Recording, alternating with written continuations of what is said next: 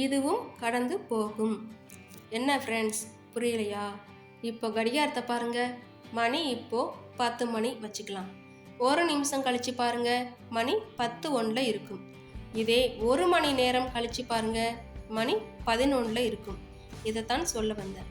நம்ம சந்தோஷமாக இருந்தாலும் சரி, வருத்தத்தில் இருந்தாலும் சரி, நேரம் நமக்காக நிற்க போவதில்லை. அதனால நமக்கு கிடைச்ச இந்த அற்புதமான மனித வாழ்க்கையை வீணாக்காம நேரத்தோடு சேர்ந்து நம்மளும் சுறுசுறுப்பாக ஓடணும். ஹாய் ஃப்ரெண்ட்ஸ், நீங்கள் கேட்டுக்கிட்டு இருக்குது மோட்டிவேஷனல் பேஸ்கெட். இந்த வீடியோவில் நம்ம பொழுதை எப்படி பொன்னாக்குவது என்று பார்க்கலாம். இதற்கு முன்னால் என்ன செய்து கொண்டிருந்தீங்க? டிவியில் ஏதோ ஒரு ப்ரோக்ராம் பார்த்துட்டு இருந்திருப்பீங்க. அதுக்கப்புறம் வீட்டுக்கு காய்கறி வாங்கிட்டு வந்திருப்பீங்க. ஆக எப்போதும் ஏதோ ஒரு வேலையை செஞ்சுட்டு தான் இருக்கீங்க. எந்த வேலையும் செய்யாமல் கையை கட்டிக்கிட்டு கண்ணை மூடிக்கிட்டு உட்காந்து பாருங்க, அப்பவும் டைம் போயிட்டு தான் இருக்கும். ஆனால் போகிற டைம் சும்மாவா போகும்? நமக்கான வேலையை தேக்கி வச்சுட்டு தான் போகும்.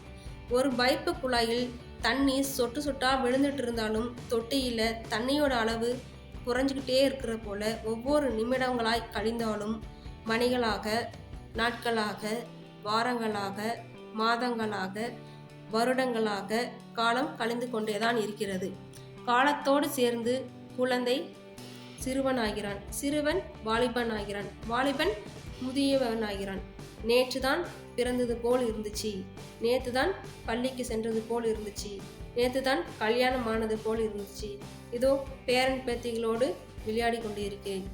யமன் எப்போது வருவான் என்று காத்திருக்கும் பருவமும் வந்துவிட்டது. ஆமாங்க, போகிற ஒவ்வொரு நாளும் நம்மை பிறப்பில் இருந்து இறப்பு நோக்கி இழுத்து கொண்டேதான் போகிறது.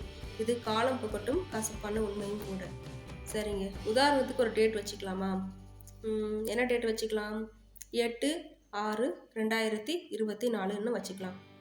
இந்த 8ஆம் தேதி மறுபடியும் எப்போ வரும்? 30 நாள் கழித்து வரும். இந்த 8/6 மறுபடியும் எப்போ வரும்? 1 வருடம் கழித்து வரும்.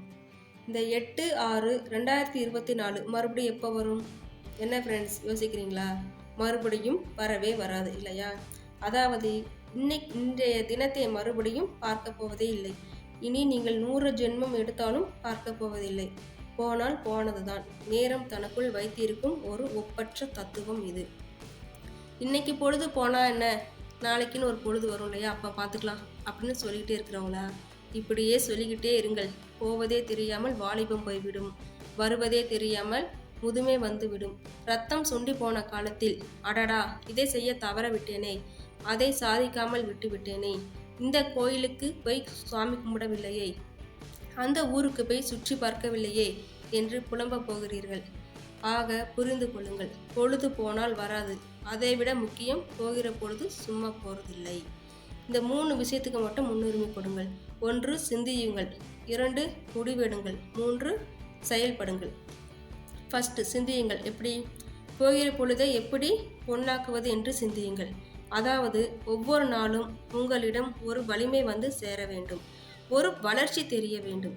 அறிவில், செல்வத்தில், அந்தஸ்தில், புகழில், சாதனையில். முடிவெடுங்கள். போகிற பொழுதை பொன்னாக்கியே தீருவேன் என்று முடிவெடுங்கள். அதாவது நீங்கள் வளர்ந்தே ஆக வேண்டும், சிகரங்களை தொட்டே ஆக வேண்டும். ஏன்?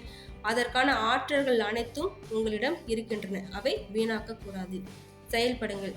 ஆக்கப்பூர்வமாய் செயல்படுங்கள். அதாவது இனியும் தேவையில்லாத விஷயங்களில் பொழுதை வீணாக்காமல் அடைய வேண்டிய லட்சியங்களுக்காக மட்டுமே பொழுதை செலவிடுங்கள். இந்த 3க்கும் முன்னுரிமை கொடுத்து பாருங்கள். உங்கள் பொழுது மட்டுமல்ல, உங்கள் வாழ்க்கையை பொன்னாக்கிவிடும். அது எப்படிங்கிறத நாளைக்கு பார்க்கலாம். இப்போ நான் சொல்கிற இந்த 3 விஷயத்தை பண்ணுங்க. முதல்ல லைக் பண்ணுங்க, அப்புறம் சப்ஸ்கிரைப் பண்ணுங்க, பக்கத்தில் இருக்கிற பெல் ஐக்கனை தொடுங்க. உங்கள் ஃப்ரெண்ட்ஸோட நேரத்தையும் மிச்சப்படுத்த ஷேர் பண்ணுங்க. தேங்க்ஸ் ஃபார் வாட்சிங்.